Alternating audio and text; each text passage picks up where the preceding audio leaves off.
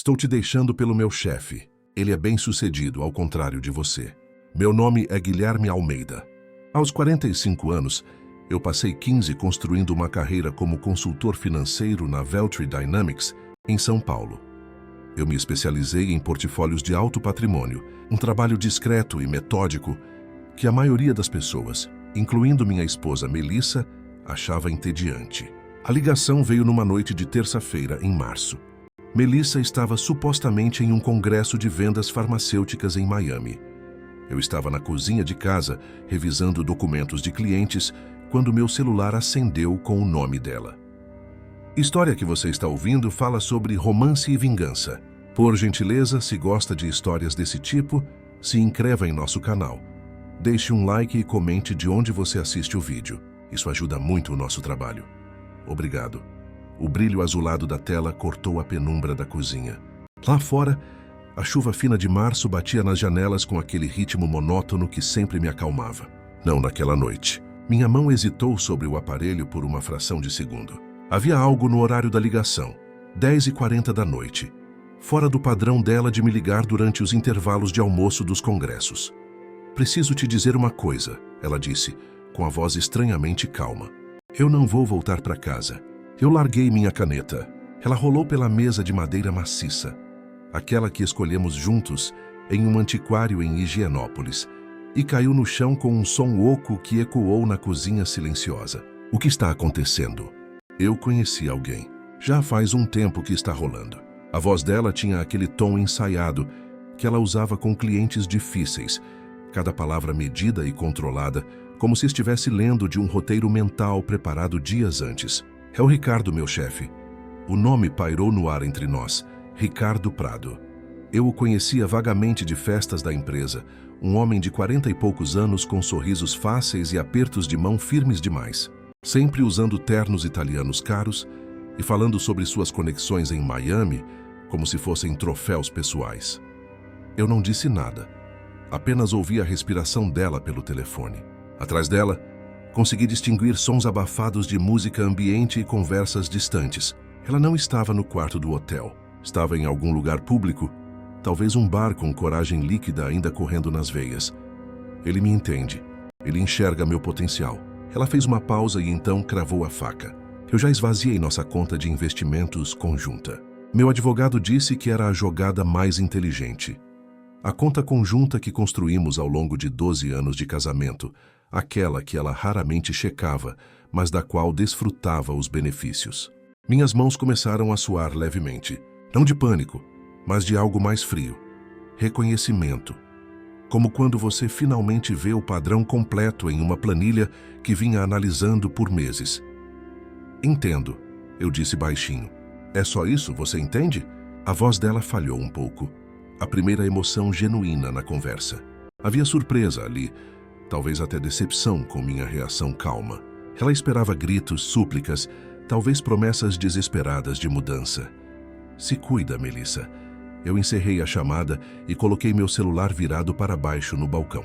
O mármore frio sob meus dedos me ancorava na realidade. Por um momento, apenas o zunido do refrigerador preencheu o silêncio. Então abri meu notebook e entrei no nosso portal financeiro. A tela carregou com aquela lentidão frustrante da conexão segura do banco. Cada segundo parecia se esticar, enquanto os dígitos apareciam gradualmente. Ela havia iniciado uma transferência. Certo, 212 mil reais do que ela pensava ser nosso principal fundo de investimento. O valor específico me disse que ela havia consultado alguém, provavelmente o advogado que mencionou, alguém que calculou exatamente 50% dos ativos visíveis. O que apareceu na minha tela confirmou o que eu já sabia. A transferência estava pendente de aprovação. A minha aprovação. Um pequeno detalhe técnico que ela havia ignorado completamente em sua pressa de garantir o dinheiro antes de me dar a notícia. Um erro de principiante para alguém que se orgulhava de sua astúcia nos negócios. Eu fechei o notebook sem fazer nada. A decisão podia esperar. Pela primeira vez em horas, minha respiração estava absolutamente regular. Levantei e caminhei até a janela, observando as luzes da cidade tremerem através da chuva no vidro. São Paulo nunca dormia. Sempre havia movimento, sempre havia mudança. Mas os números eram constantes, confiáveis de uma forma que pessoas nunca eram. 6 meses antes, eu notei os primeiros sinais. Congressos de fim de semana que não apareciam no calendário da empresa dela quando eu checava casualmente o site da Farmaventura. Cobranças de jantares no centro de São Paulo, em noites que ela supostamente estava fora da cidade, pequenas inconsistências nos extratos do cartão de crédito que eu revisava mensalmente, como parte da nossa rotina financeira. Uma chamada perdida de Ricardo às 11 da noite, que ela se atrapalhou para explicar, dizendo algo sobre uma crise com um cliente importante que soou falso demais até para ela acreditar. Ser um cara dos números tem suas vantagens. Você percebe padrões onde outros veem apenas coincidências aleatórias. Você aprende a ler nas entrelinhas dos dados. Cada cobrança duplicada, cada horário inconsistente, cada explicação que não fechava completamente se tornava um ponto de dados em uma equação maior que eu montava silenciosamente. 3 meses atrás, eu reestruturei nossas contas, criando uma nova conta conjunta com um saldo modesto de cerca de R$250 mil, enquanto movia silenciosamente nossos verdadeiros ativos, mais de R$800 mil, para um fundo de investimento exclusivo em meu nome. A papelada estava na gaveta da minha mesa, assinada por Melissa, sem que ela jamais lesse os detalhes. Lembro do dia em que coloquei os documentos na frente dela durante o café da manhã de um sábado. Ela estava checando mensagens no celular, tomando seu cappuccino sem olhar para cima. Só preciso que você assine aqui, amor. Estou reorganizando nossos investimentos para melhor otimização fiscal. Ela mal olhou, assinando com sua caligrafia apressada, enquanto digitava uma resposta para alguém com a outra mão. Provavelmente para ele. Ela estava ocupada demais mandando mensagens por debaixo da mesa durante nossos últimos jantares juntos. O brilho azul do celular iluminando seu rosto, enquanto ela sorria para a tela de uma forma que não sorria para mim há anos. O sistema estava funcionando exatamente como projetado. A retirada que ela iniciou exigia autenticação dupla para valores acima de R$10 mil, uma salvaguarda que eu havia solicitado especificamente ao gerente do banco 3 meses atrás, explicando que era uma medida de segurança contra fraudes. Ele havia concordado prontamente, elogiando minha prudência. Na manhã seguinte, ela descobriria o que pendente realmente significava. Eu quase conseguia imaginar sua expressão quando a notificação do banco chegasse. Aquela linha vermelha informando que a transação precisava de aprovação adicional. A frustração, depois a raiva, finalmente o pânico quando percebesse que seu plano cuidadosamente orquestrado tinha uma falha fundamental. Melissa e eu nos conhecemos há 17 anos em um congresso financeiro em Curitiba. O evento acontecia no Palace Hotel, um daqueles lugares elegantes com lustres de cristal e garçons de luvas brancas. Ela trabalhava para a Farmaventura Farmacêutica, uma empresa em ascensão com uma linha promissora de medicamentos para diabetes. Eu a notei primeiro durante uma palestra sobre investimentos em biotecnologia. Ela estava na segunda fileira, fazendo anotações frenéticas em um caderno de couro vermelho, ocasionalmente levantando a mão para fazer perguntas incisivas que impressionavam até o palestrante. Havia uma energia nela que contrastava com minha natureza mais contida. Nos encontramos propriamente no coquetel da noite, onde ela me abordou diretamente após ouvir minha conversa com um colega sobre estratégias de hedge para ações farmacêuticas. Você realmente entende esse mercado, ela havia dito, seus olhos castanhos brilhando com interesse genuíno. Me explica mais sobre aquela teoria de diversificação que você mencionou. Conversamos por 2 horas naquela noite, esquecendo completamente o networking que supostamente deveríamos estar fazendo. Ela era ambiciosa, perspicaz e sabia como interagir com as pessoas de uma forma que parecia ao mesmo tempo natural e estratégica. Eu era quieto, analítico e notava detalhes que os outros perdiam, como a forma que ela inclinava a cabeça quando estava realmente interessada em algo, ou como suas mãos se moviam expressivamente quando falava sobre suas metas de carreira. Nós nos equilibrávamos. Ela traz a rede de contatos, eu trago a estabilidade financeira. Ela costumava brincar nos primeiros anos. Parecia uma piada carinhosa na época, não a transação fria que aquelas palavras implicavam.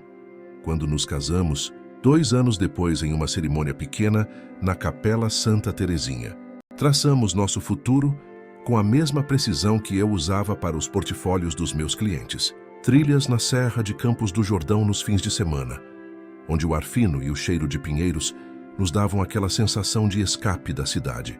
Jantares mensais com colegas, alternando entre os círculos profissionais dela e os meus. Um cronograma meticuloso para construir nossas contas de investimento, com metas específicas para cada trimestre.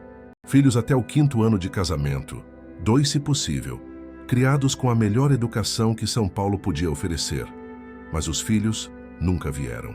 Após 3 anos de tentativas que, gradualmente, se tornaram mecânicas e tensas, cheias de termômetros e calendários de ovulação, o diagnóstico do médico foi entregue em seu consultório estéril na Clínica Fleury. As paredes brancas, o cheiro de antisséptico, o som abafado do ar-condicionado, tudo contribuía para aquela atmosfera de fim de algo. Minha baixa contagem de espermatozoides tornava a concepção natural improvável. O médico usou palavras técnicas, gráficos e estatísticas que mostravam que nossas chances eram inferiores a 5%. Números que eu entendia perfeitamente, mas que dessa vez eu odiava com cada fibra do meu ser. Melissa chorou no carro depois, lágrimas silenciosas que escorriam por suas bochechas enquanto ela olhava fixamente para a frente, as mãos apertadas no colo. O estacionamento subterrâneo da clínica era escuro e frio, nossas respirações embaçando as janelas do carro. Eu segurei a mão dela, sentindo como ela tremia ligeiramente, e prometi que exploraríamos outras opções. Fertilização in vitro, adoção, o que ela quisesse. Nós vamos ter nossa família, eu havia sussurrado, acreditando completamente naquelas palavras. Nós nunca o fizemos. A conversa sobre alternativas sempre era adiada. Próximo mês, quando as coisas no trabalho acalmarem. Depois do congresso de junho, quando tivermos mais tempo para pesquisar as opções adequadamente. As desculpas se acumulavam como poeira, até que paramos de mencioná-las completamente. Em vez disso, ela se jogou na carreira com uma intensidade que beirava a obsessão. Mais congressos, alguns durando semanas inteiras em cidades como Miami, Nova York, Barcelona, mais jantares com clientes que se estendiam até a madrugada. Mais noites trabalhando até tarde no escritório em casa, a luz azul do notebook iluminando seu rosto concentrado, enquanto eu ia dormir sozinho. Eu me concentrei em aumentar minha lista de clientes na Veltri, construindo uma reputação de retornos constantes e discretos, que superavam a volatilidade do mercado. Meus clientes me chamavam de o calculista, um apelido que era meio brincadeira, meio elogio. Eles confiavam em mim porque sabiam que cada decisão era baseada em análise fria e dados sólidos, nunca em emoção ou impulso. Nossa casa, um sobrado, de 3 andares em Pinheiros que compramos no 2º ano de casamento, se tornou um ponto de passagem entre as viagens dela e minhas longas horas no escritório. Deixávamos bilhetes na geladeira sobre contas a pagar e reparos necessários. Trocávamos mensagens rápidas sobre logística. Oi, tchau. Preciso de dinheiro para o supermercado. Transferi. Obrigada. A primeira rachadura real, aquela que não podia ser ignorada ou racionalizada, apareceu há 3 anos. Eu havia planejado um fim de semana surpresa em Campos do Jordão para nosso 12º aniversário de casamento. Reservei a mesma pousada onde passamos nossa lua de mel, aquela com lareiras nos quartos e café da manhã servido na varanda com vista para as montanhas. Até comprei um vestido novo para ela, azul marinho, da loja que ela sempre admirava no shopping JK Iguatemi. Quando contei a ela, mostrando as reservas com um sorriso expectante, ela hesitou. Foi apenas 1 segundo, mas eu vi aquele lampejo de pânico nos olhos dela, antes da expressão de arrependimento ensaiada tomar conta. Guilherme, eu adoraria, mas... Ela mordeu o lábio inferior, um gesto que sempre fazia quando estava prestes a me decepcionar. Eu já havia me comprometido com um retiro de vendas no mesmo fim de semana. É com a equipe executiva, incluindo o novo diretor regional. Eu não posso simplesmente cancelar. Isso seria político. Você entende, né? Eu entendi. Ou fingi entender. Claro, sem problema. Podemos remarcar. Nunca remarcamos. Eu fui sozinho para Campos do Jordão. Caminhei pelas mesmas trilhas que um dia desfrutamos juntos, onde ela costumava parar para fotografar flores silvestres e eu apontava constelações no céu noturno cristalino da serra. Agora caminhava em silêncio, apenas o som dos meus passos na terra batida e o canto distante de pássaros que não conseguia identificar. Quando ela ligou naquela noite do sábado, por volta das 10 horas, eu estava sentado sozinho na varanda da pousada, bebendo vinho tinto e observando as luzes da cidade tremerem no vale abaixo. Oi, amor, como está sendo? Sua voz soava alegre demais, forçada. Ao fundo eu podia ouvir risadas masculinas e música alta, algo que definitivamente não soava como um retiro corporativo sério. Estava ótimo, menti. Como está o retiro? Produtivo. Muito produtivo. Temos várias sessões programadas para amanhã, mas houve uma pausa muito longa antes de ela dizer isso, como se estivesse checando algo ou alguém antes de responder. Mais rachaduras se seguiram nos meses e anos subsequentes, cada uma alargando o abismo entre nós. Férias separadas se tornaram a norma. Ela ia para praias no Nordeste com amigas do trabalho, voltando bronzeada e evasiva sobre os detalhes. Eu visitava museus em Buenos Aires ou ficava em São Paulo, aproveitando o silêncio da casa vazia. As conversas se resumiam à logística da casa ou das contas. Você pagou o condomínio? Sim. A empregada vem na quinta? Acho que sim.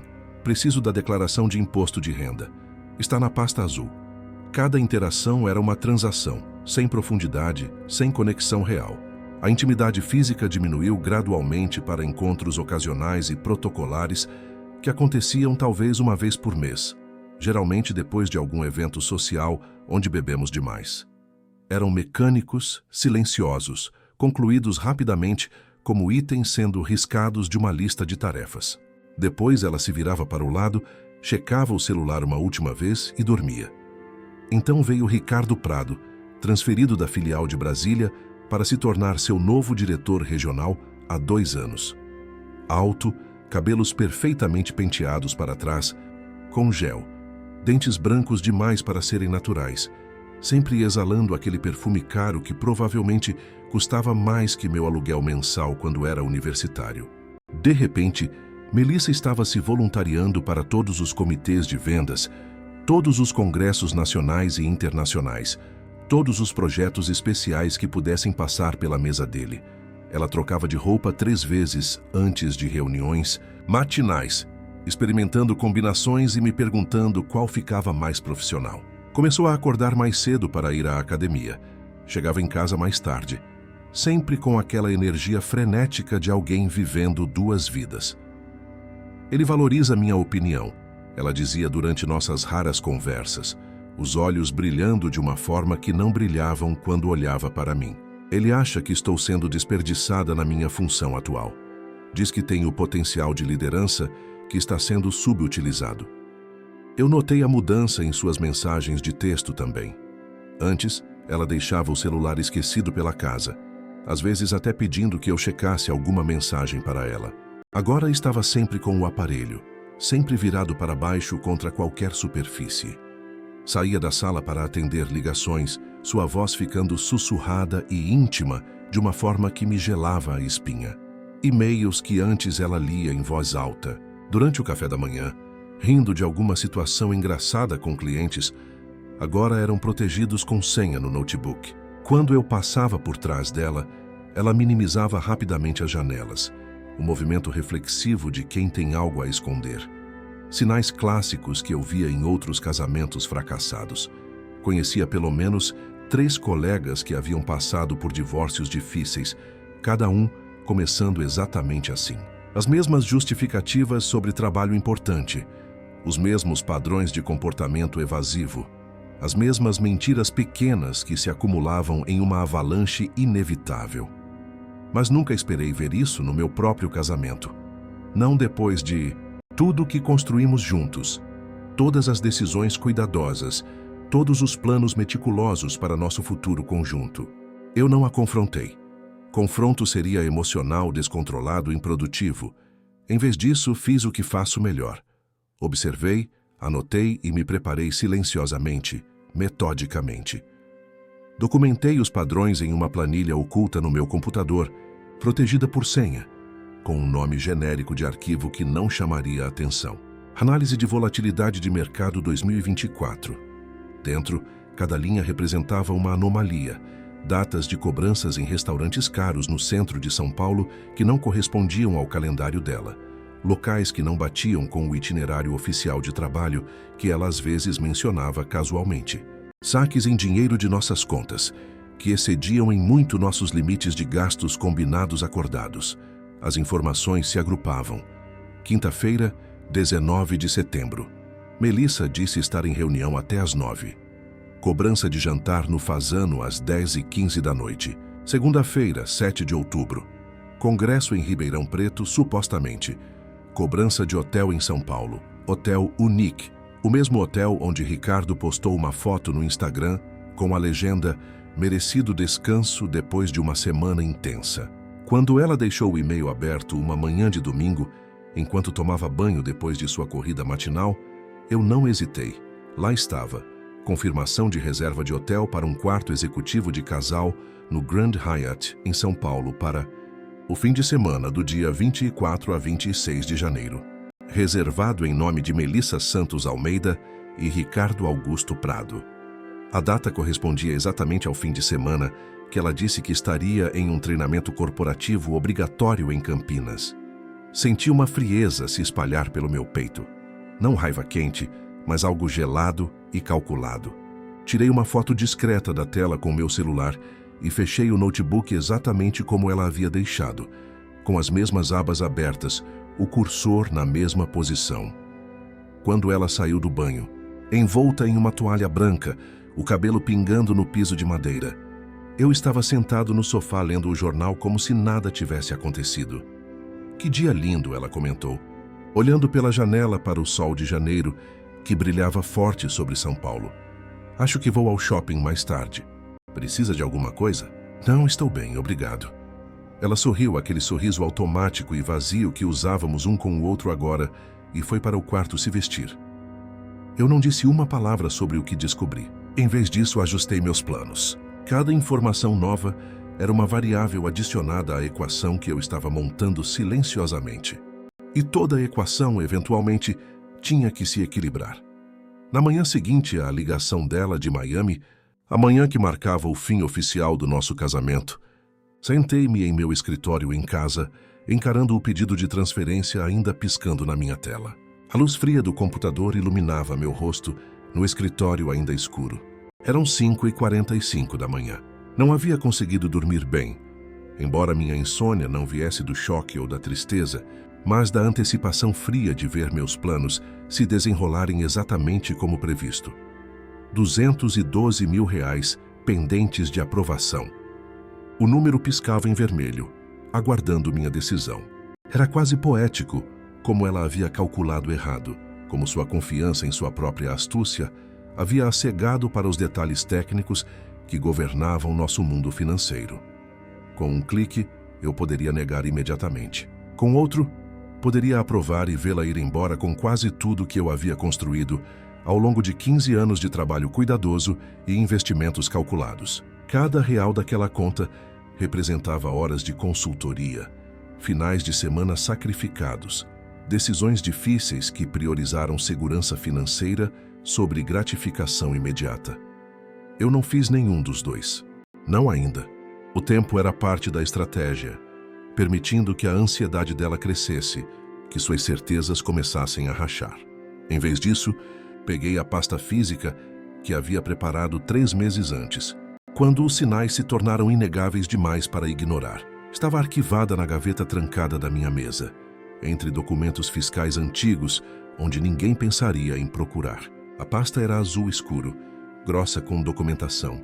Cada página organizada cronologicamente, com marcadores coloridos. Dentro estava a documentação completa da nossa reestruturação financeira, aquela que Melissa havia assinado sem ler, enquanto checava mensagens no celular. O novo fundo em meu nome registrado com meu CPF exclusivamente, continha R$ 870 mil. A maior parte real de nossos investimentos, acumulados ao longo de anos de retornos constantes e reinvestimento disciplinado, agora legalmente separados da conta conjunta que ela pensava ter esvaziado. A conta que ela acessou continha apenas nossos investimentos mais recentes, aqueles dos últimos 6 meses, mais alguns fundos de menor rendimento que eu havia mantido ali especificamente para dar a ilusão de ser nossa conta principal. Para alguém que checava os extratos apenas superficialmente, como Melissa sempre fez, parecia ser tudo. A campainha tocou às 8h32 da manhã, interrompendo minha revisão dos documentos. O som ecoou pela casa vazia, e por um momento considerei não atender. Mas curiosidade venceu cautela. Na minha varanda estava Vanessa, a amiga mais próxima de Melissa e colega de equipe na Farmaventura. Conhecia Vanessa há quase tanto tempo quanto conhecia Melissa. Uma mulher de cabelos curtos e risada fácil, que sempre havia sido gentil comigo nos eventos sociais, mas cuja lealdade claramente estava com minha esposa. Seu rosto estava tenso agora, desconfortável, os olhos desviando dos meus. Ela segurava a alça de uma bolsa de couro marrom com tanta força que seus nós dos dedos estavam brancos. "Posso entrar, Guilherme?" Que eu me afastei sem dizer nada. Um convite silencioso. Ela entrou hesitantemente, olhando ao redor da sala como se a visse pela primeira vez, embora tivesse estado aqui dúzias de vezes para jantares e festas. Levei-a para a cozinha, onde servi 2 cafés que nenhum de nós beberia. O ritual de hospitalidade era automático, algo para preencher o silêncio constrangedor enquanto ela organizava seus pensamentos. O vapor subia das xícaras, dissipando-se no ar frio da manhã.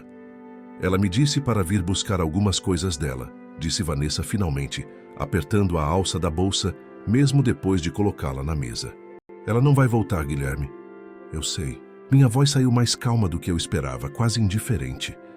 Os olhos de Vanessa não encontravam os meus. Ela fixava a xícara de café, o balcão de mármore, a geladeira, qualquer coisa que não fosse meu rosto. Ela me pediu para pegar a caixa de joias dela, que fica no quarto.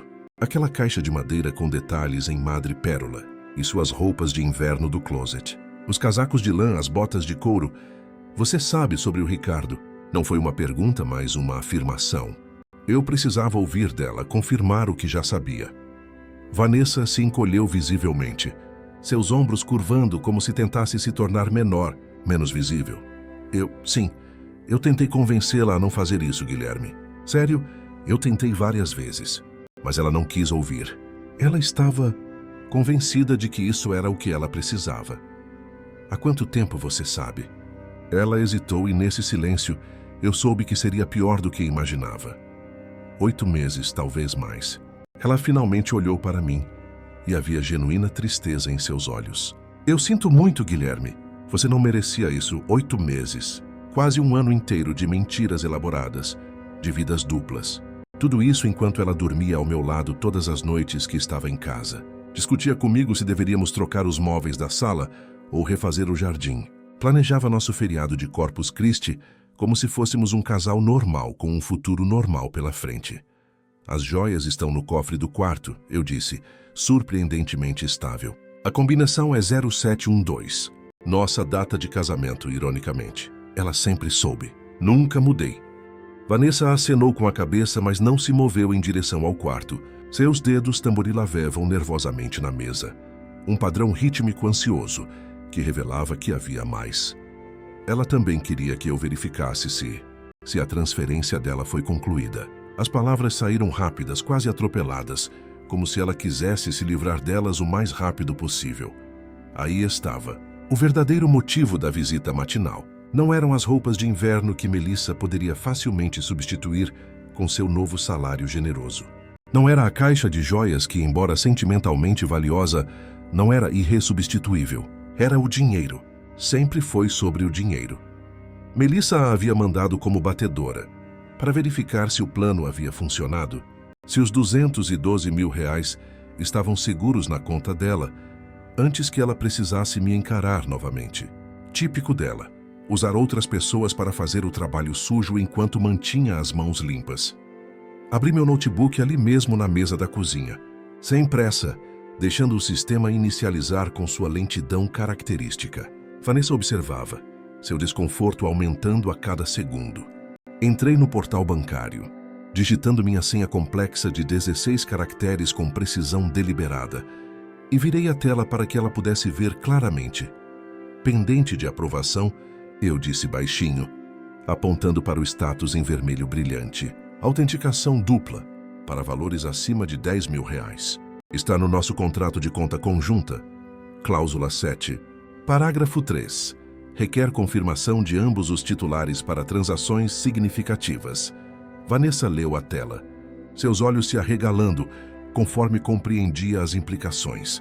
Ela vai ficar furiosa, sussurrou quase para si mesma. A escolha é dela, respondi, fechando o notebook com um clique suave. Ela escolheu iniciar uma transferência não autorizada. Ela escolheu não discutir nossa situação financeira comigo antes de tentar esvaziar a conta. As consequências dessas escolhas são exatamente isso, consequências. Vanessa ficou em silêncio por um longo momento, olhando para suas mãos. Quando falou novamente, sua voz era quase inaudível. Ela realmente acredita que o Ricardo vai cuidar dela, que ele vai deixar a esposa, que eles vão construir uma vida juntos em Miami. Ele prometeu a ela um cargo de diretora, autonomia, tudo o que ela sempre quis. E você acredita nisso?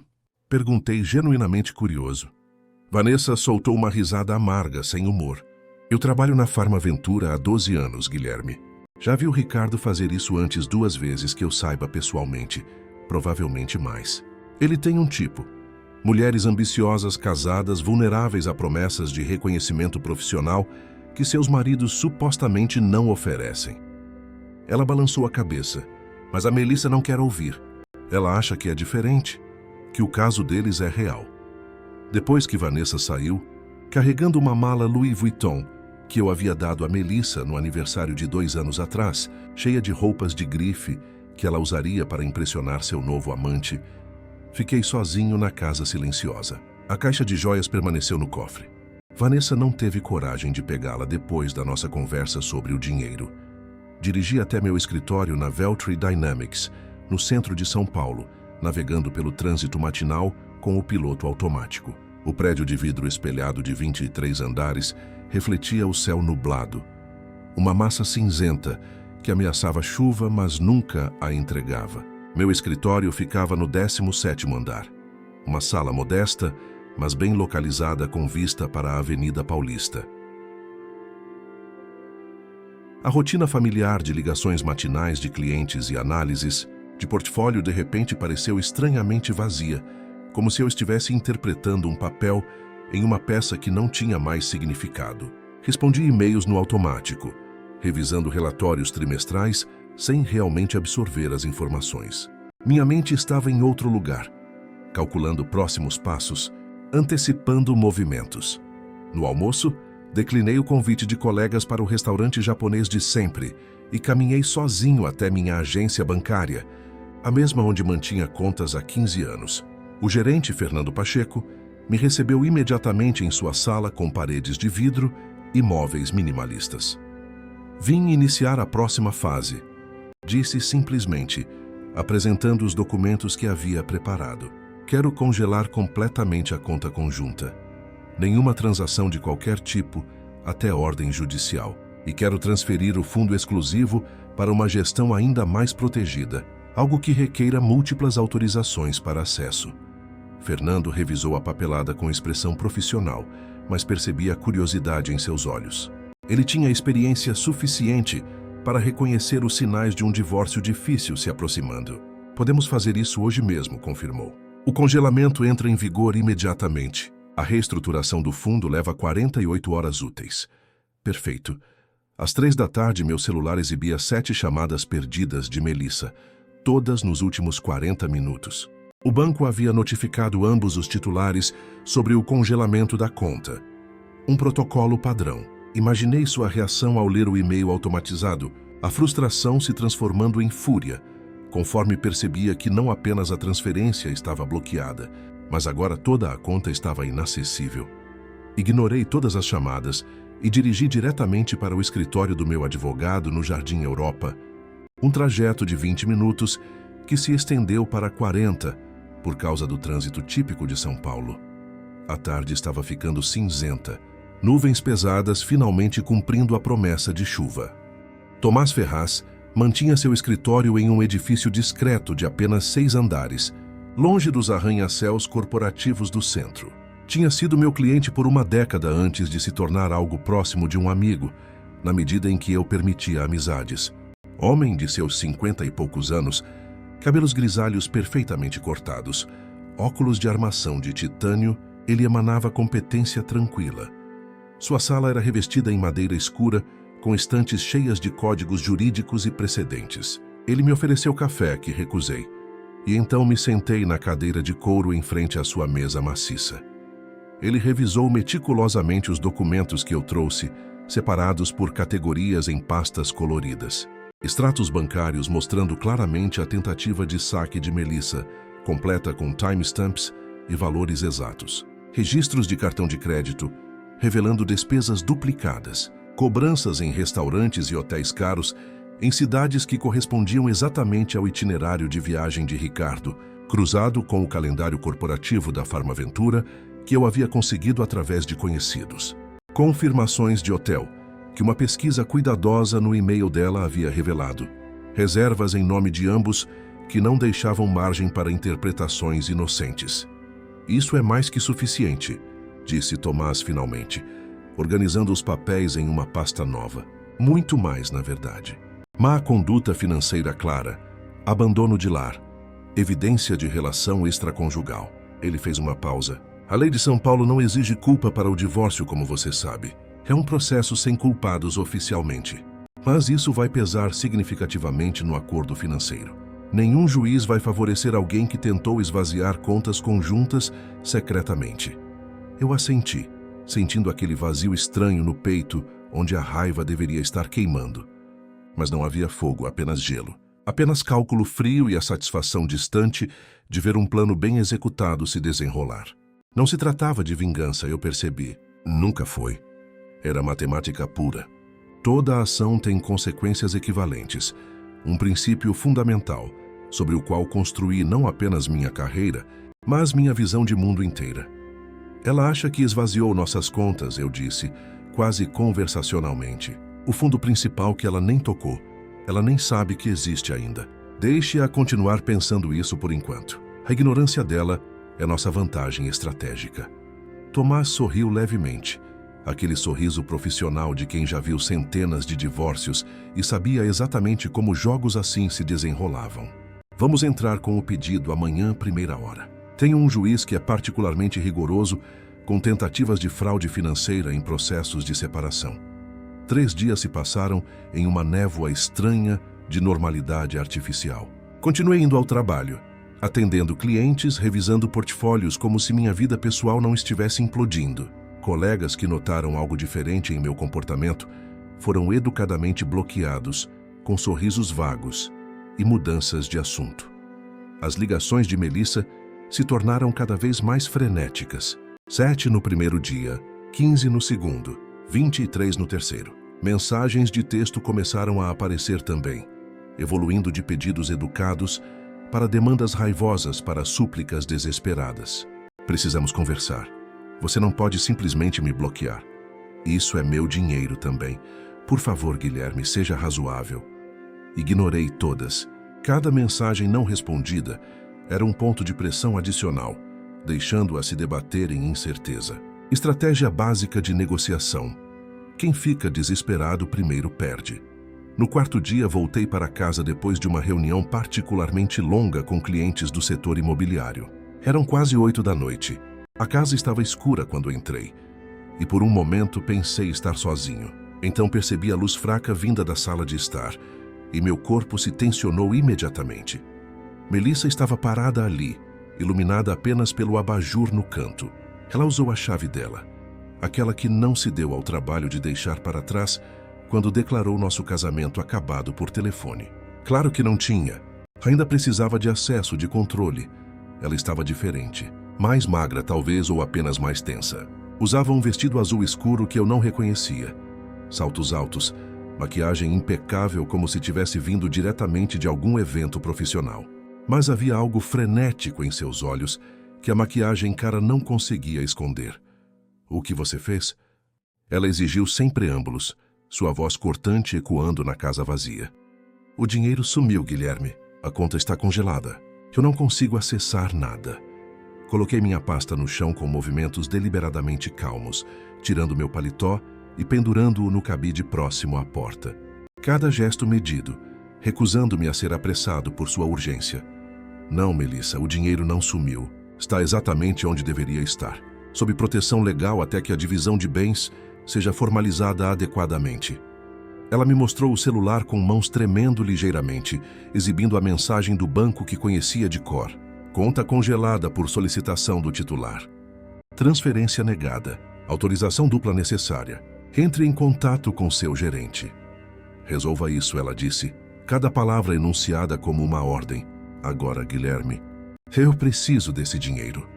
Passei por ela calmamente até a cozinha, meus passos ecoando no piso de madeira. Servi um copo de água da geladeira, bebendo lentamente enquanto ela me seguia, seus saltos estalando agressivamente contra o chão.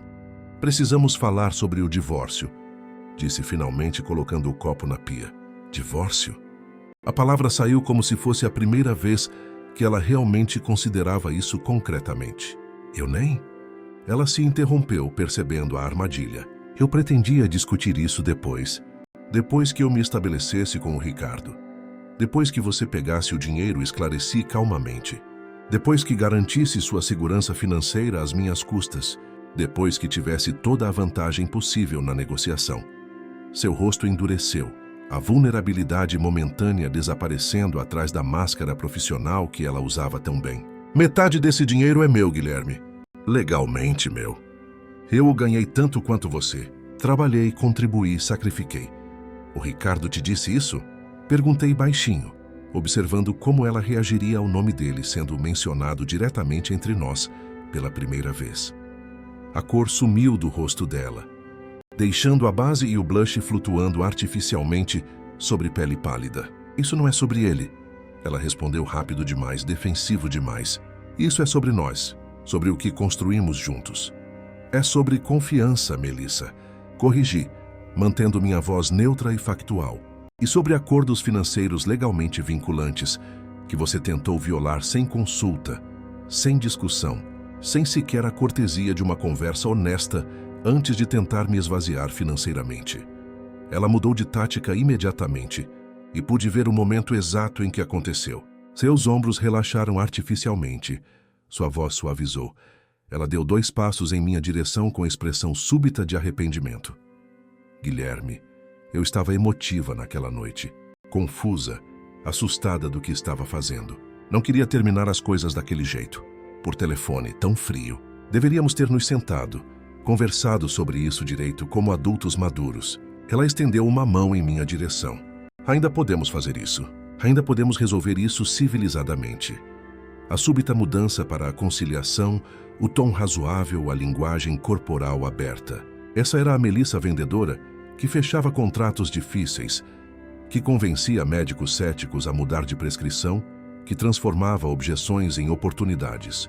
Eu a havia observado aperfeiçoar essa técnica ao longo de anos de jantares, de negócios onde ela encantava clientes relutantes. Mas eu conhecia todos os truques, porque havia estado em cada um daqueles jantares, observando silenciosamente enquanto ela trabalhava. Tomás Ferraz está cuidando do divórcio, disse sem emoção. Você pode pedir para o seu advogado entrar em contato com ele. Toda a comunicação deve passar pelos advogados de agora em diante. Seus olhos se estreitaram perigosamente. Você já tem um advogado? Já deu entrada no processo, sem me avisar, sem tentar resolver isso entre nós primeiro. Dei entrada ontem de manhã. O processo já está em andamento. Você receberá a citação oficial em alguns dias. Ela começou a andar de um lado para o outro na sala, seus saltos altos estalando agressivamente contra o piso de madeira que ela havia insistido em instalar no ano passado, dizendo que dava classe à casa. Cada passo era uma perfuração sonora na tensão entre nós. Você não pode simplesmente me bloquear do nosso dinheiro, Guilherme. Isso é abuso financeiro. Controle coercitivo. Eu vou lutar contra isso. Vou levar isso ao tribunal e você vai parecer exatamente o que é. Um homem amargo tentando punir sua esposa por ser honesta sobre seus sentimentos. É seu direito legal contestar. Respondi com a mesma calma, Madeline. Os tribunais decidirão baseados em evidências e precedentes legais. Eu confio no sistema. Minha calma parecia enfurecê-la mais do que qualquer discussão emocional faria. Ela olhava ao redor da sala, como se procurasse algo para quebrar.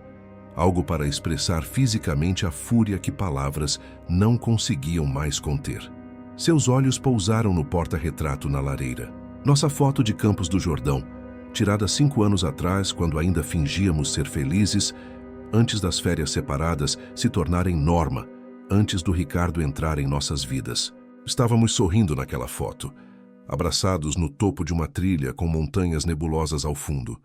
Parecíamos genuinamente felizes, ou talvez apenas bons em fingir mesmo naquela época.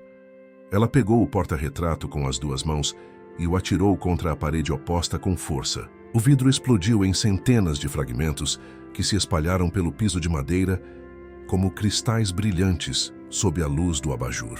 A moldura de prata amassou ao impacto, nossa imagem sorridente agora cortada por rachaduras irregulares. O Ricardo estava certo sobre você, ela sibilou, virando-se para me encarar com ódio nu em seus olhos. Você é patético, Guilherme. Sem ambição real, sem atitude, sem paixão por nada além de suas planilhas e seus números mortos. Ele vê isso claramente. Como você é pequeno, como desperdicei minha vida, tentando construir algo com alguém que nem consegue lutar pelo próprio casamento. Olhei para o quadro quebrado no chão, o vidro trincado fragmentando meu rosto sorridente em dúzias de pedaços distorcidos.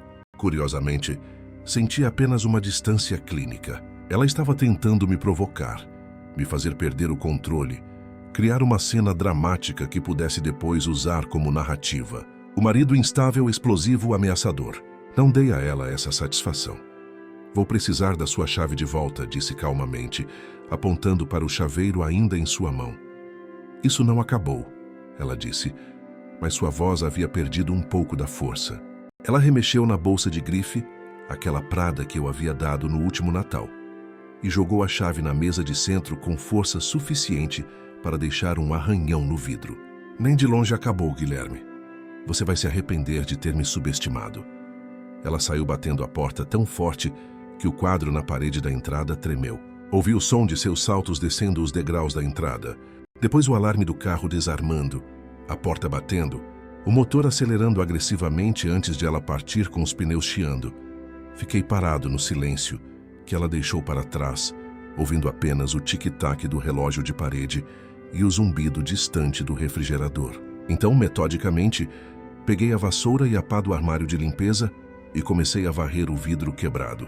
Cada caco foi cuidadosamente recolhido, com atenção especial aos fragmentos menores, que poderiam facilmente ser pisados e esquecidos. Quando terminei, o chão estava impecável novamente, sem evidência da explosão emocional, exceto pelo arranhão leve na mesa de centro. Guardei os cacos em um saco plástico e o coloquei no lixo. Então me servi 2 dedos generosos de uísque escocês Single Malt, aquele de 18 anos que guardava para ocasiões especiais, e fiz uma ligação para Tomás. Ela veio até a casa. Informei quando ele atendeu no segundo toque. Invadiu usando a chave que tinha. Houve uma confrontação. Esteja preparado para possíveis alegações de que fui ameaçador ou hostil. Ela está desesperada agora. Que tipo de confrontação? A voz de Tomás estava alerta, profissional. Algo que precise ser documentado? Ela quebrou um porta-retrato, exigiu acesso ao dinheiro, fez acusações. Eu permaneci calmo, pedi a chave de volta, que ela devolveu. Tudo muito civilizado da minha parte. Bom, mantenha essa postura. Tomás pausou. Ela disse algo útil? Alguma admissão? Confirmou que o Ricardo está influenciando suas decisões financeiras. Usou as palavras dele praticamente textualmente ao me descrever. E deixou claro que esperava acesso imediato aos fundos para se estabelecer com ele. Perfeito. Isso reforça o padrão de má-fé nas negociações. Ele disse que o banco a notificou sobre a rejeição da transferência? Sim, ela mencionou especificamente. Quer acesso e quer agora. A urgência dela é palpável. Tomás deu uma risada curta, sem humor real. Boa sorte com isso. O fundo principal é blindado e ela nem sabe que existe. Quando descobrir a extensão real da reestruturação, vai ser um choque interessante de observar. Desliguei e bebi o uísque lentamente, saboreando o calor que descia pela garganta e se espalhava pelo peito. A casa estava silenciosa demais agora. Silenciosa de uma forma diferente da solidão normal. Era o silêncio de um capítulo fechando definitivamente. Na manhã seguinte, minha assistente na Veltri, Paula, uma mulher eficiente de seus 30 anos, que mantinha minha agenda organizada com precisão militar, colocou uma carta em minha mesa com expressão cuidadosamente neutra. O envelope era grosso, papel timbrado caro, endereço de remetente em letras douradas em relevo. Chegou por courier há 15 minutos, ela disse. Assinatura exigida. Parece importante. Obrigado, Paula. Depois que ela saiu, fechando a porta suavemente atrás de si, abri o envelope. A carta dentro exibia o papel timbrado do escritório Reis em Associados, um endereço premium no centro de São Paulo, em um dos edifícios mais caros da Avenida Brigadeiro Faria Lima, e 3 sócios nomeados com credenciais impressionantes, listadas sob seus nomes.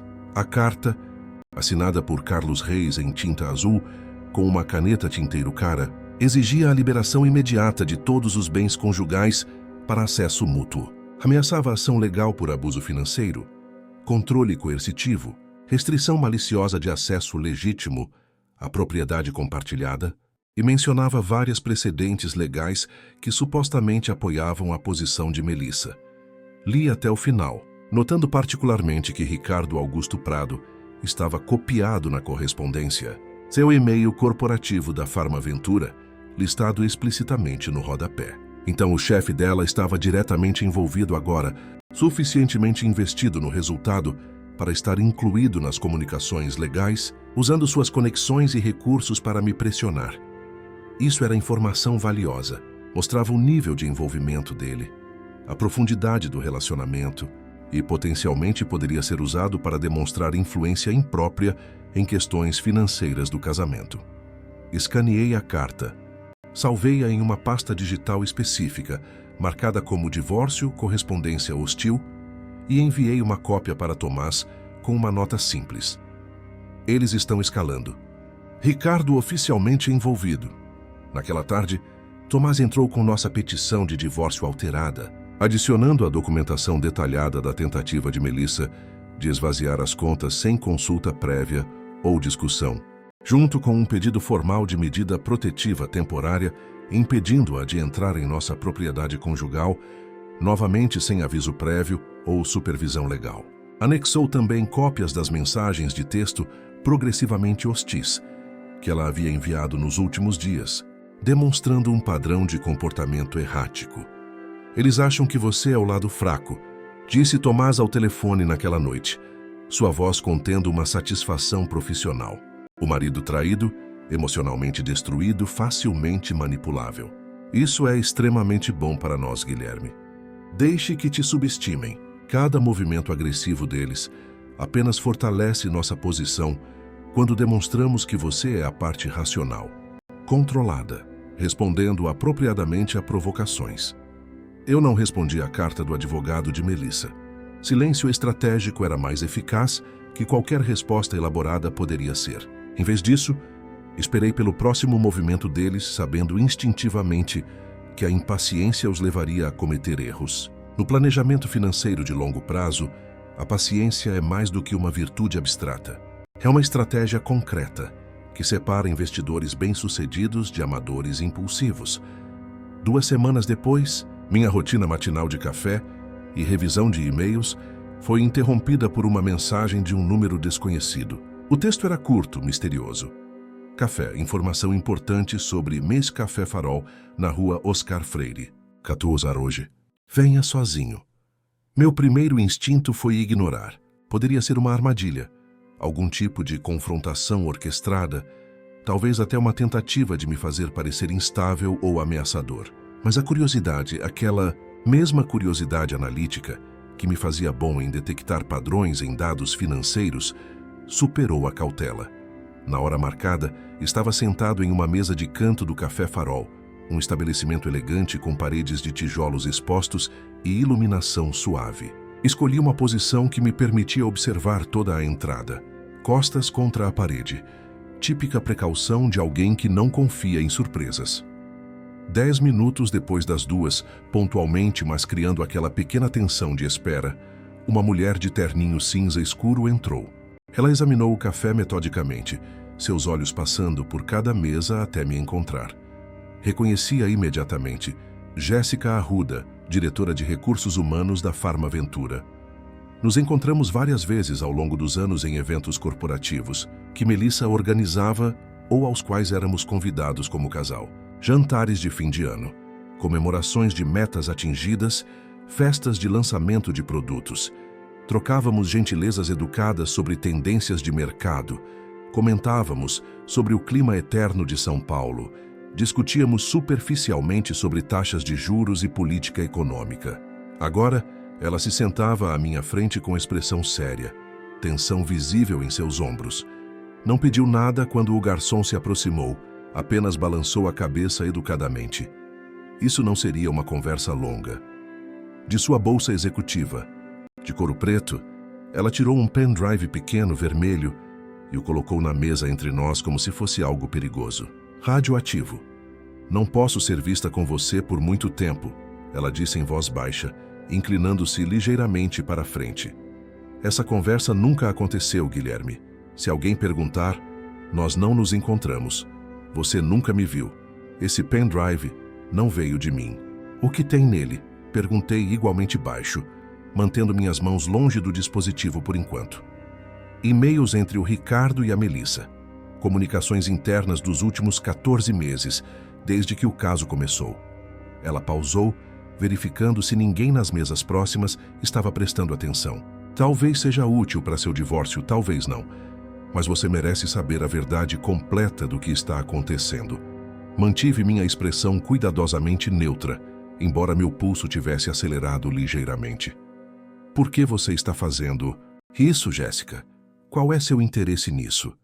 Ela olhou ao redor novamente, um movimento nervoso de alguém que estava violando confiança corporativa e sabia das consequências potenciais. Quando seus olhos voltaram para mim, havia raiva neles. Raiva cuidadosamente controlada, mas ainda assim real. O Ricardo já fez isso antes. 3 vezes que eu saiba pessoalmente, provavelmente mais que eu não documentei. Ele tem um padrão, um modus operandi específico. Persegue mulheres casadas que trabalham para ele, especialmente aquelas em posições vulneráveis ou ansiosas por promoção. Convence-as a deixar seus maridos com promessas de avanço profissional, de relocação para escritórios glamurosos no exterior, de reconhecimento que seus cônjuges supostamente não oferecem. E depois, eu já conhecia a resposta, mas precisava ouvi-la. Assim que elas queimam suas pontes completamente, destroem seus casamentos, isolam-se de suas redes de apoio, ele as descarta. Encontra alguma razão para transferi-las lateralmente para posições menos prestigiosas. Ou pior, cria situações que as forçam a sair da empresa completamente. Ela respirou fundo. Uma das mulheres, Patrícia, tentou suicídio depois. Outra desenvolveu problemas sérios com álcool. A terceira está processando a empresa por assédio, mas o departamento jurídico está enterrando o caso porque o pai do Ricardo está no conselho. E a Farmaventura simplesmente permite isso, afirmei, não perguntei. A boca de Jéssica se contraiu em uma linha fina e amarga. O pai dele, Roberto Prado, é um dos maiores acionistas. Contribuiu com capital significativo durante uma fase crítica de expansão há 10 anos. Ele tem poder de veto em decisões executivas importantes e é completamente cego às falhas do filho ou escolhe não vê-las.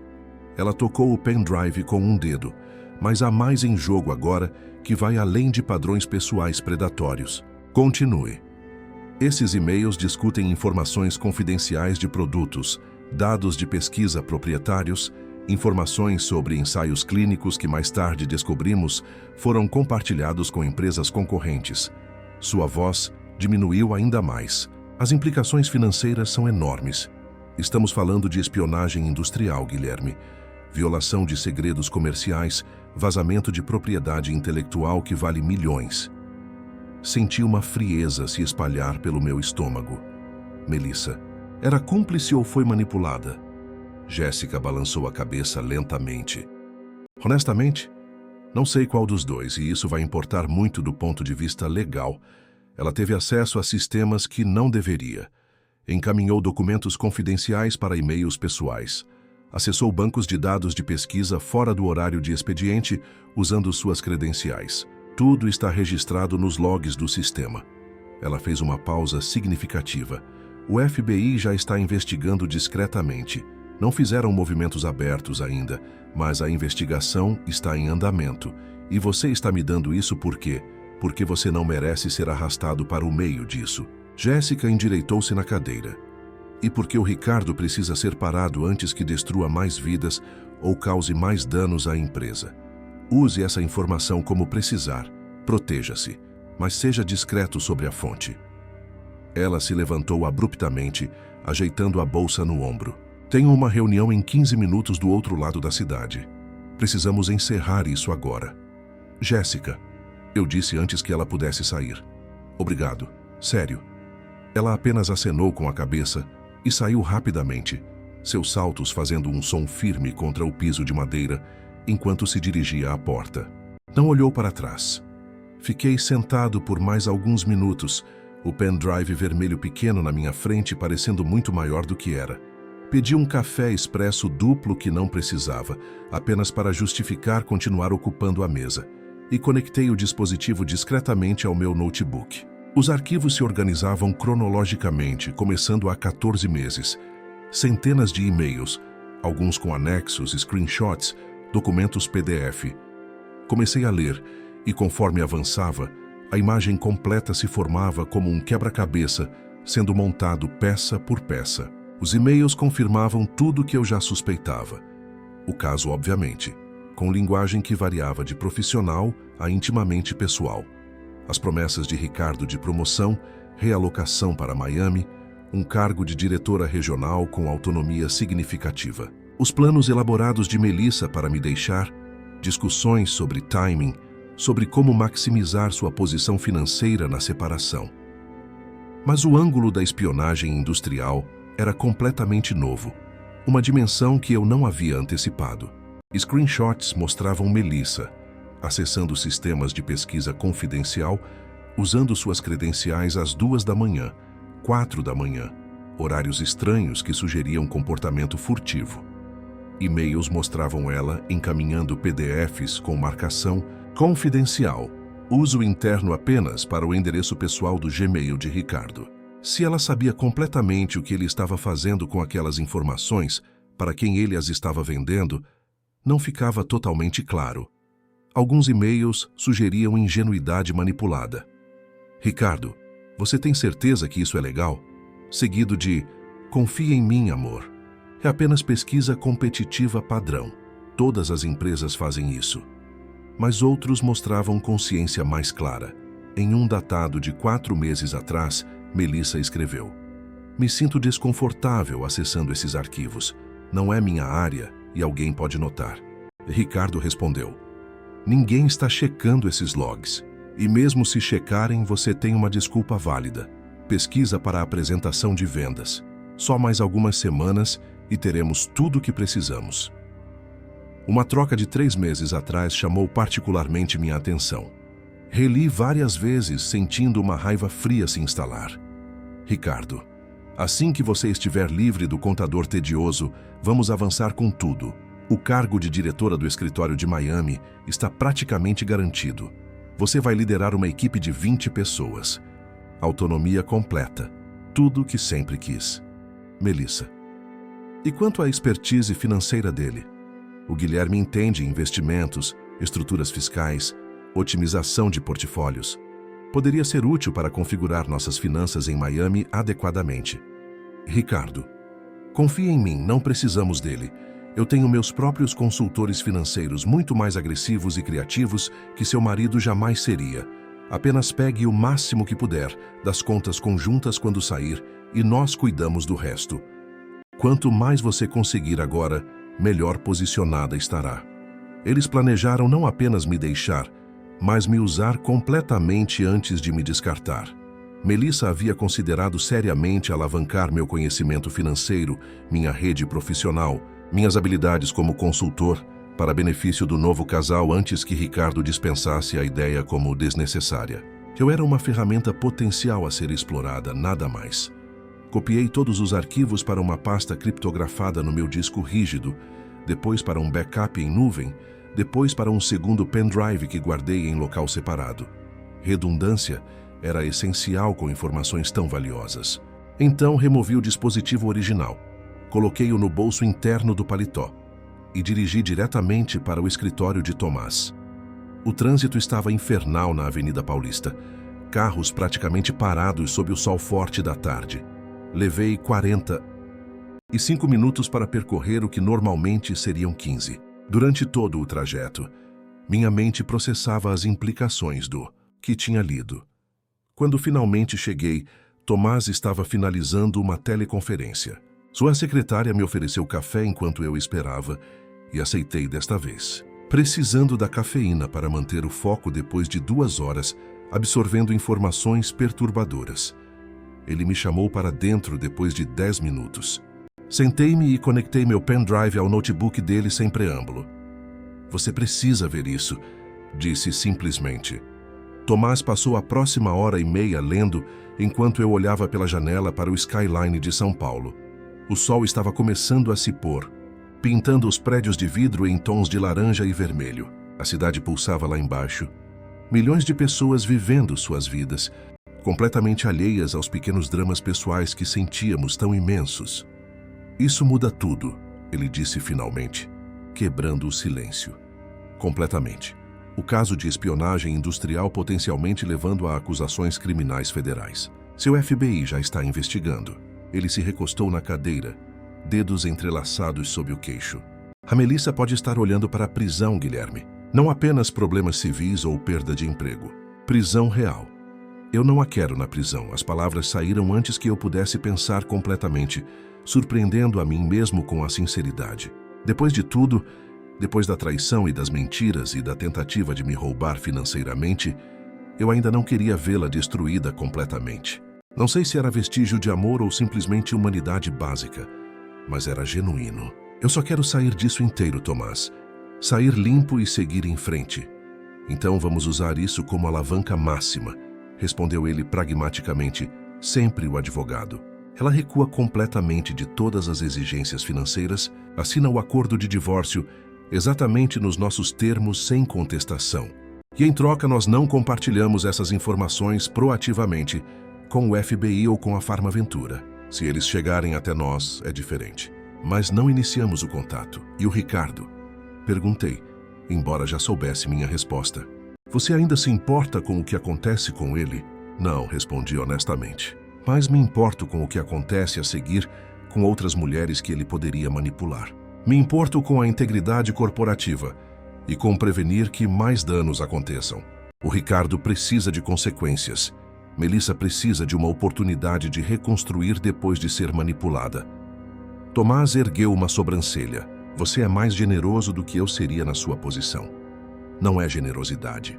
É pragmatismo. Destruí-la completamente não me traz nada de valor. Mas garantir que ela não possa me prejudicar financeiramente, isso é essencial. Naquela noite, sozinho em casa, recebi uma proposta de acordo formal via e-mail do advogado de Melissa, Carlos Reis. O documento PDF de 17 páginas era impressionantemente agressivo. Melissa exigia 60% de todos os bens conjugais, incluindo a casa que estava em meu nome antes do casamento, e uma pensão mensal contínua de R$15.000 pelos próximos 10 anos para manter o padrão de vida ao qual se acostumou durante o casamento. Os cálculos deles presumiam que a conta conjunta congelada continha nossos únicos ativos significativos. Não tinham ideia do fundo separado, dos 870 mil que eu havia protegido meses antes. Essa ignorância era minha maior vantagem. Encaminhei o documento para Tomás com uma única linha de texto. Hora de usar o pendrive. Eles precisam entender sua posição real. No dia seguinte, por volta das 10 da manhã, Tomás enviou uma contraproposta formal para Carlos Reis. Em linguagem legal precisa, o documento especificava que Melissa renunciaria a todas as reivindicações sobre os fundos de investimento, aceitaria um acordo único de R$50 mil como compensação final e assinaria um acordo abrangente de confidencialidade sobre o casamento e todas as suas atividades na Farmaventura. Anexado estava um único e-mail selecionado do pendrive, apenas um, escolhido cuidadosamente para demonstrar que tínhamos informações substanciais, sem revelar a extensão completa do nosso conhecimento. O e-mail mostrava Melissa encaminhando dados de pesquisa confidencial para Ricardo com um comentário. Espero que isso seja o que você precisa. Me sinto estranha fazendo isso.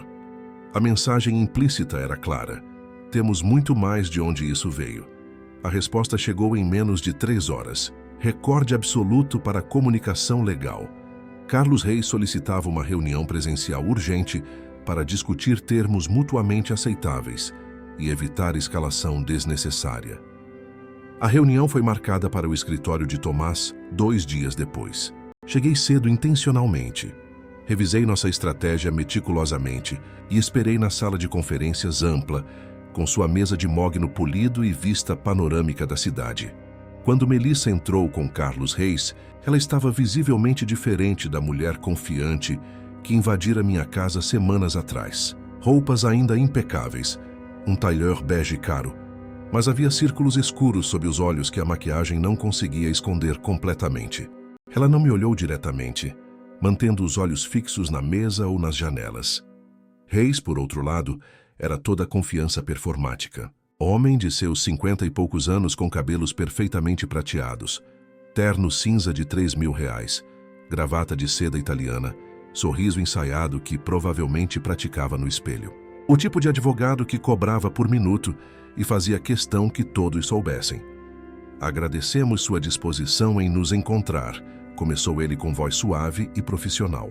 Acreditamos que podemos chegar a um acordo razoável que beneficie ambas as partes, sem necessidade de litígio prolongado e custoso. Tomás deslizou cópias impressas da nossa proposta pela mesa polida. Nossos termos não são negociáveis, disse sem emoção. Esta é nossa oferta final.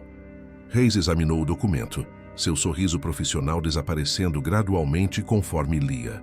Quando chegou ao final, olhou para cima com expressão entre incredulidade e indignação cuidadosamente calibrada. Isso é um absurdo, declarou, batendo levemente os dedos no papel. Seu cliente está oferecendo essencialmente nada. R$50 mil depois de um casamento de 15 anos? Minha cliente contribuiu significativamente para o sucesso financeiro da família. Ela merece compensação adequada e justa. Meu cliente está oferecendo silêncio. Retrucou Tomás calmamente, ajeitando os óculos, o que, dadas as circunstâncias específicas e delicadas que vocês enfrentam atualmente, é extremamente valioso. Diria que é o ativo mais valioso sendo negociado nesta mesa hoje. Melissa finalmente olhou para mim, e nossa olhares se encontraram pela primeira vez desde que ela entrou. Havia uma mistura de emoções em seus olhos que eu não conseguia completamente decifrar. Raiva certamente, mas também medo, e talvez algo parecido com remorso. Embora pudesse estar projetando isso. Você está me chantageando, ela disse, voz saindo rouca e baixa. Não. Respondi com a mesma calma que mantinha em todas as nossas interações agora. Estou me protegendo, Melissa. Protegendo meus ativos que você tentou roubar, protegendo minha reputação de acusações falsas e oferecendo a você uma saída razoável de uma situação que pode se tornar muito, muito pior se não for tratada apropriadamente agora. Tomás abriu sua pasta executiva de couro e tirou cópias impressas de vários e-mails selecionados. Ele os colocou precisamente na frente de Reis, que começou a ler com crescente desconforto, visível na tensão de seus ombros e no jeito que sua mandíbula apertou. São comunicações privadas, ele objetou depois de alguns momentos, mas sua voz havia perdido muito da autoridade anterior. Obtidas ilegalmente, eu presumo. Não seriam admissíveis em tribunal. São provas de espionagem corporativa e conspiração para cometer fraude, corrigiu Tomás suavemente, que os procuradores federais achariam extremamente interessantes. E quanto à admissibilidade, bem, isso seria para um juiz decidir. Mas tenho certeza de que o FBI teria suas próprias formas de verificar independentemente as informações contidas nesses e-mails. A compostura de Melissa desmoronou visivelmente. Suas mãos começaram a tremer e ela as entrelaçou firmemente no colo para esconder o tremor. Você não entende, ela disse, voz quebrando ligeiramente. O Ricardo me disse que era apenas pesquisa de mercado competitiva, análise padrão da indústria, nada ilegal, nada que pudesse me prejudicar. Ele disse que todas as empresas farmacêuticas fazem isso. No entanto, você acessou bancos de dados protegidos fora do horário de expediente, eu disse calmamente, mantendo minha voz factual e não acusatória. Encaminhou informações marcadas como confidenciais para e-mails pessoais não autorizados. Usou suas credenciais para obter dados de pesquisa que não tinham relação com suas funções de vendas. Ela abriu a boca para responder, mas eu continuei. Os logs do sistema estão todos lá, Melissa. Timestamps, endereços IP, histórico de acesso, tudo documentado. Reis se inclinou para Melissa, sussurrando urgentemente em seu ouvido. Ela balançou a cabeça várias vezes, respondendo em sussurros igualmente baixos, que não consegui captar completamente. A conversa privada se estendeu por quase 3 minutos desconfortáveis, durante os quais Tomás e eu esperamos em silêncio paciente. Finalmente, Reis se virou de volta para nós, sua expressão cuidadosamente controlada, mas claramente resignada. Precisamos conversar em particular com minha cliente, ele disse formalmente. Revisar as opções disponíveis antes de prosseguir. Tomás assentiu graciosamente. É claro, usem o tempo que precisarem. Ele fez uma pausa significativa. Então adicionou quase casualmente. O FBI certamente levará seu tempo também quando chegar a hora. Essas investigações federais podem se arrastar por anos às vezes. A implicação era clara. Quanto mais esperassem, mais vulneráveis ficariam. Eles saíram da sala de conferências e ouvi suas vozes abafadas do corredor. Melissa claramente agitada, Reis tentando acalmá-la, com tons profissionais e controlados. Tomás me deu um aceno de aprovação silencioso. Você está aguentando bem, ele comentou baixinho. Sei que isso não pode ser fácil, ver seu casamento terminar assim.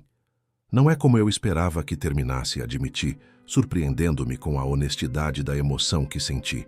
Planejamos uma vida juntos. Filhos, aposentadoria. Envelhecer juntos em alguma casa na serra. Ela estava naqueles planos todos. Agora é apenas negociação fria e ameaças legais. 20 minutos se passaram. Depois 30. Tomás checou e-mails em seu tablet, enquanto eu observava a cidade pela janela, vendo helicópteros passarem entre os arranha-céus, o trânsito interminável se movendo como corpúsculos sanguíneos, através das artérias de concreto da cidade. Finalmente, eles retornaram. Reis parecia significativamente menos confiante. E Melissa estava visivelmente abalada, olhos avermelhados, sugerindo que havia chorado. Ela se sentou sem olhar para mim novamente, mãos ainda entrelaçadas firmemente no colo. Minha cliente está preparada para aceitar seus termos, disse Reis formalmente, cada palavra soando como se causasse dor física, com uma modificação essencial. Ela quer garantia escrita, legalmente vinculante, de que você não encaminhará esses e-mails para a Farmaventura, para qualquer agência de aplicação da lei federal ou estadual, ou para qualquer outra parte. Total confidencialidade sobre o conteúdo dessas comunicações. Tomás olhou para mim, deixando a decisão final em minhas mãos, como havíamos combinado previamente. Este era o momento crucial, onde eu decidia quanto de destruição estava disposto a causar. Considerei Melissa sentada ali, a mulher com quem um dia construí uma vida inteira. Comemoramos aniversários, superamos desafios profissionais, consolamos um ao outro durante a notícia devastadora sobre infertilidade. Houve amor real uma vez, antes das rachaduras se tornarem abismos intransponíveis. O que quer que ela tivesse feito, por mais que tivesse me traído e tentado me roubar, mandá-la para a prisão não desfaria nada disso. Não traria de volta os anos perdidos, ou curaria as feridas. Seria apenas mais destruição empilhada sobre destruição. Concordo, disse finalmente. Desde que o acordo de divórcio seja assinado hoje, processado sem mais contestações ou recursos, e que todas as reivindicações sobre quaisquer ativos conjugais sejam permanentemente renunciadas. Nenhum contato futuro além do estritamente necessário para finalizar a papelada legal.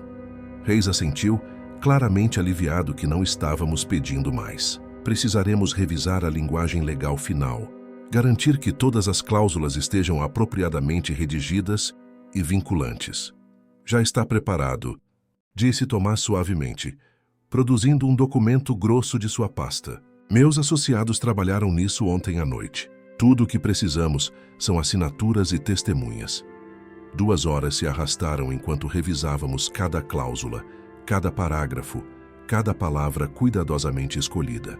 Reis tentou negociar pequenas modificações várias vezes, mas Tomás manteve firme cada ponto.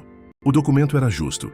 Ele insistia, mas protegia completamente meu cliente de futuras reivindicações ou problemas. Quando finalmente estava feito, assinaturas aplicadas, testemunhas chamadas da recepção para validar, Melissa abriu mão formalmente de todas as suas reivindicações sobre nossos ativos em troca de R$50 mil, pagáveis em parcela única dentro de 30 dias, e meu silêncio garantido sobre os e-mails. A casa seria vendida dentro de 6 meses, com todos os lucros líquidos indo para o fundo de investimento em meu nome exclusivo. Sem pensão alimentícia, sem suporte contínuo, sem mais contato. O divórcio seria processado como sem culpa, um término mútuo de casamento irreconciliável, sem atribuição pública de responsabilidade de qualquer lado. Quando ela se levantou para sair, Melissa fez uma pausa na porta, virando-se para me olhar uma última vez. Algo daquilo foi real para você? A pergunta saiu tão baixinha que quase não ouvi. Vulnerável de uma forma que não demonstrava há anos. A pergunta me pegou completamente de surpresa, desarmando as defesas cuidadosas que havia construído nas últimas semanas.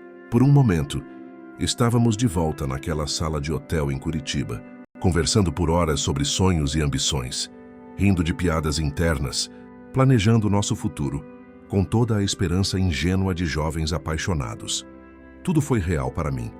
Respondi com total sinceridade, sentindo o peso de cada palavra, cada promessa, cada plano, cada momento que passamos juntos construindo nossa vida. Fiz uma pausa encontrando seus olhos. Essa era a diferença entre nós, Melissa. Para mim era tudo real, sempre foi. Ela acenou com a cabeça lentamente, lágrimas finalmente escapando e escorrendo pela maquiagem cuidadosa. Então saiu rapidamente, seguida por Reis, que murmurou despedidas formais antes de fechar a porta suavemente. O silêncio que ficou parecia ensurdecedor. Parabéns, disse Tomás finalmente, estendendo a mão para apertar a minha. Você estará oficialmente divorciado em 90 dias úteis, assim que a papelada for processada pelo tribunal. Começo limpo, Guilherme. Eu assenti, sentindo um vazio estranho, apesar da vitória clara. Tinha protegido meus ativos, garantido meu futuro financeiro, saído da situação com todos os meus recursos intactos. Por todos os padrões objetivos, havia vencido completamente. Então, por que parecia tão oco? Rael Ricardo? Perguntei após um momento. Ele continua lá na Farmaventura. Continuará fazendo isso com outras mulheres vulneráveis. Nosso acordo só protege a Melissa e a mim. Não faz nada sobre ele. Tomás considerou cuidadosamente antes de responder, tirando os óculos e limpando-os metodicamente.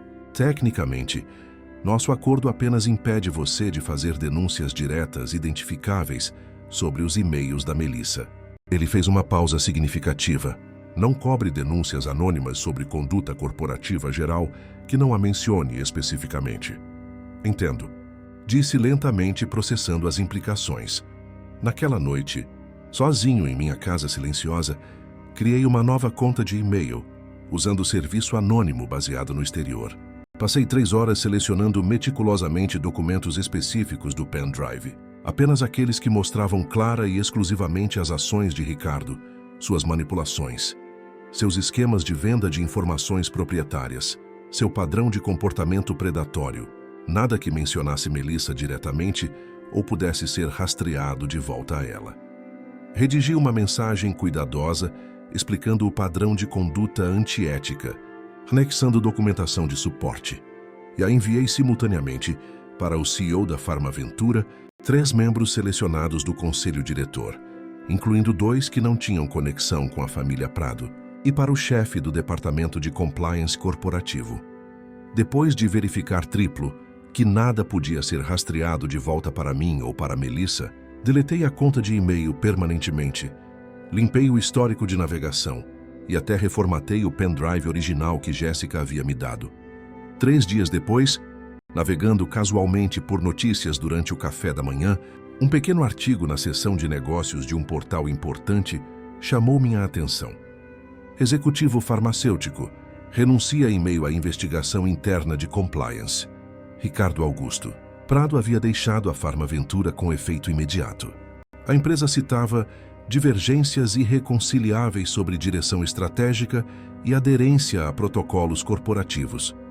Nenhuma razão específica foi oficialmente divulgada, mas fontes internas mencionavam uma auditoria abrangente de práticas de segurança de dados. Meu celular vibrou com uma mensagem de número desconhecido. Apenas 4 palavras. Eu sei que foi você. Melissa. Ela havia conectado os pontos, percebido que apenas eu tinha acesso àquelas informações específicas. Não respondi. Algumas equações se equilibram sozinhas, e essa não precisava de minha confirmação. 6 semanas depois, estava no escritório de Tomás, assinando os papéis finais do divórcio. O documento oficial, carimbado pelo tribunal, declarava formalmente o término de nosso casamento de 15 anos. Melissa Santos Almeida voltaria a usar seu nome de solteira. Guilherme Almeida continuaria sua vida como homem solteiro. Tomás me entregou uma cópia do novo contrato de trabalho de Melissa, obtido através de sua extensa rede de contatos corporativos. Ela havia aceitado um cargo em uma pequena distribuidora farmacêutica regional em Goiânia, a 1.000 quilômetros de São Paulo. Vendas de nível iniciante, praticamente recomeçando sua carreira do zero, representando um corte salarial brutal de quase 60%, comparado ao que ganhava na Farmaventura. Ela teve que vender o carro importado dela para pagar depósito de aluguel e primeiros meses em Goiânia, comentou Tomás neutralmente. O Mercedes conversível que ela adorava. Os 50 mil que você pagou no acordo não vão durar muito com o padrão de vida que ela mantinha. Não senti satisfação com essa notícia como talvez devesse. Apenas aquele reconhecimento monótono da realidade financeira de ações inevitavelmente gerando consequências proporcionais. Ela fez escolhas e agora vivia com os resultados dessas escolhas. Matemática simples. E o Ricardo? Eu perguntei, embora parte de mim preferisse não saber. Supostamente está em Miami, como sempre. Planejou, mas desempregado e sob investigação federal ativa agora. Tomás folheou alguns papéis. Meus contatos dizem que o FBI expandiu a investigação depois da denúncia anônima fornecer direção específica. Ele pode estar olhando para acusações formais nos próximos meses. Se naquela tarde, ainda processando o fechamento formal de todo um capítulo da minha vida, recebi uma carta registrada inesperada da Farmaventura, envelope grosso, papel timbrado oficial, meu nome e endereço, escritos em fontes formais. Dentro, uma proposta de emprego surpreendente. A investigação interna havia revelado minha denúncia anônima através de análise forense de TI, mas em vez de tomar medidas legais contra mim por acessar informações corporativas proprietárias, eles estavam me oferecendo um cargo de consultor sênior em seu departamento de conformidade financeira recém-expandido.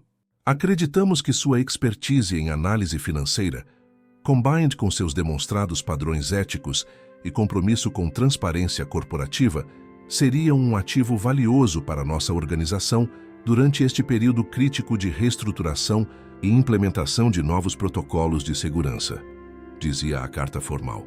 Jéssica Arruda havia assinado pessoalmente como diretora de recursos humanos, adicionando uma nota manuscrita em tinta azul na margem. A justiça vem de formas inesperadas. Consideraria se juntar a nós para garantir que isso nunca aconteça novamente. Estudei a proposta cuidadosamente naquela noite. O salário era excelente, substancialmente maior que minha posição atual na Veltri. As responsabilidades eram desafiadoras e significativas, genuinamente importantes, em vez de apenas fazer patrimônio de clientes ricos crescer mais ainda. E havia algo atraente em transformar toda essa experiência dolorosa em algo construtivo. Aceitei a oferta no dia seguinte, iniciando um mês depois para dar tempo de transição adequada na Veltri. 2 meses após a finalização do divórcio, já estabelecido em meu novo cargo na Farmaventura, recebi um e-mail inesperado de Vanessa. O assunto dizia simplesmente: achei que você deveria saber. Guilherme, a Melissa e o Ricardo se separaram definitivamente. Ele nunca cumpriu nenhuma de suas promessas. Sem cargo em Miami, sem promoção, sem futuro juntos. Ele basicamente a abandonou assim que ela não era mais útil para ele, e as investigações começaram. Ela está passando por dificuldades significativas em Goiânia. Mora em um apartamento pequeno, trabalha horas longas por salário modesto, reconstruindo sua vida do zero. É orgulhosa demais para admitir que estava errada ou pedir ajuda a qualquer um. Ela perguntou sobre você casualmente em uma conversa recente. Se você estava bem, se havia seguido em frente, se estava saindo com alguém novo. Não como se quisesse voltar, mas como se finalmente reconhecesse o que perdeu. Eu disse a ela que não discutiria sua vida com ela, que você merecia privacidade e paz depois de tudo. Só achei que você deveria saber como as coisas acabaram para ela e para ele. Se cuide, Guilherme. Você sempre foi bom demais para ela. Vê. Fechei o e-mail sem responder imediatamente. Sentei na varanda da minha nova casa. Menor que a anterior, mas exclusivamente minha, em um bairro tranquilo, e considerei tudo o que havia acontecido. A justiça, percebi, não estava na queda de Melissa ou na minha segurança financeira preservada. Estava na restauração silenciosa da verdade. Os números finalmente se equilibrando como deveriam desde o início. As consequências alinhando-se apropriadamente com as ações que as causaram. A vingança nunca foi tirar algo dela ou destruir deliberadamente sua vida. Foi finalmente reconhecer meu próprio valor, entender que merecia melhor que mentiras e traição, que minha estabilidade, minha lealdade, minha integridade consistente tinham um valor real, mesmo que ela não conseguisse ver isso. 1 ano completo. Após aquela ligação noturna de Melissa de Miami, estava no hall de entrada da minha nova casa em um bairro arborizado de São Paulo. A propriedade era menor que nosso antigo sobrado, mas perfeitamente adequada para minhas necessidades, moderna e eficiente, com uma pequena varanda nos fundos que oferecia vista para a cidade iluminada à noite. O trabalho de consultoria com a Farmaventura havia evoluído além das expectativas iniciais para um cargo executivo em tempo integral, chefiando a divisão inteira de conformidade financeira e ética corporativa. Montei uma equipe dedicada de 8 profissionais, todos comprometidos com transparência, supervisão rigorosa e prevenção dos tipos de abusos que Ricardo havia perpetrado.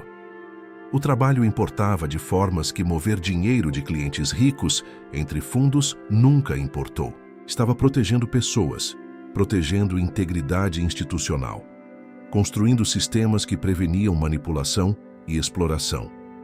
Meu celular vibrou com uma mensagem de Catarina, uma advogada corporativa que conheci através do departamento jurídico da Farmaventura 3 meses atrás. Nosso quarto encontro estava marcado para aquela noite. Jantar em um restaurante italiano tranquilo em Pinheiros, onde poderíamos continuar nossas conversas fascinantes sobre regulamentação farmacêutica, trilhas ecológicas e os méritos comparativos de diferentes estratégias de investimento de longo prazo. Tópicos que teriam entediado Melissa até a morte, mas que Catarina achava tão interessantes quanto eu. Ela compartilhava meu apreço por análise cuidadosa, planejamento metódico e a satisfação quieta de fazer as coisas corretamente, mesmo quando ninguém estava observando. Eu não ouvia falar de Melissa diretamente há meses. Através da rede informal de conhecidos mútuos, soube que havia deixado completamente a indústria farmacêutica após um ano difícil em Goiânia. Aceitou um cargo de professora em uma faculdade comunitária pequena no interior de Goiás, ensinando técnicas básicas de vendas e comunicação empresarial para estudantes de administração. Uma vida dramaticamente mais simples do que ela havia planejado ou imaginado. Mas talvez eu esperava mais honesta, mais genuína, livre das ambições consumidoras que a levaram a sacrificar tudo o que realmente importava. Enquanto ajeitava minha gravata no espelho do hall, percebi que o sentimento persistente de vazio que carregava por meses finalmente havia desaparecido completamente, substituído por algo mais leve. Não felicidade exuberante, mas contentamento estável. Paz. A traição não me definia mais. Não controlava meus pensamentos ou emoções. Havia se tornado simplesmente parte da minha história. Um capítulo, doloroso mas concluído, que, paradoxalmente, levou a algo inesperadamente melhor. Tranquei a porta atrás de mim e caminhei até meu carro.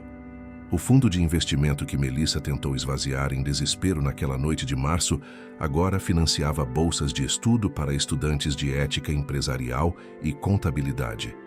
3 bolsas integrais por ano para jovens promissores que demonstrassem não apenas competência técnica, mas caráter forte. Uma pequena forma de transformar o que foi feito para ferir em algo construtivo e duradouro. Dor convertida em oportunidade para outros. Traição transformada em educação. O final mais satisfatório possível. A cidade se estendia à minha frente, conforme dirigia através das ruas familiares. São Paulo pulsava com sua energia caótica característica, milhões de vidas entrelaçadas em padrões complexos e imprevisíveis. Mas entre toda essa complexidade havia constantes, verdades fundamentais. Números não mentiam. Ações tinham consequências proporcionais. Integridade importava a longo prazo, mesmo quando parecia custosa no curto prazo. Pessoas que mantinham seus princípios mesmo em circunstâncias difíceis, eventualmente encontravam seu caminho para algo melhor. Eu estava certo sobre os números o tempo todo. Isso nunca esteve em dúvida. Mas mais importante, eu finalmente tinha acertado a equação humana também. Entendido que meu valor não era determinado pela capacidade de outra pessoa de reconhecê-lo, que merecimento não era negociável ou condicional. O futuro se abria à frente, incerto em seus detalhes, mas fundamentalmente sólido, construído sobre bases honestas desta vez, sem mentiras, sem traições escondidas, sem equações desequilibradas esperando para colapsar. Apenas possibilidades e a confiança tranquila de alguém que havia sobrevivido à tempestade e emergido mais forte, mais sábio, finalmente inteiro.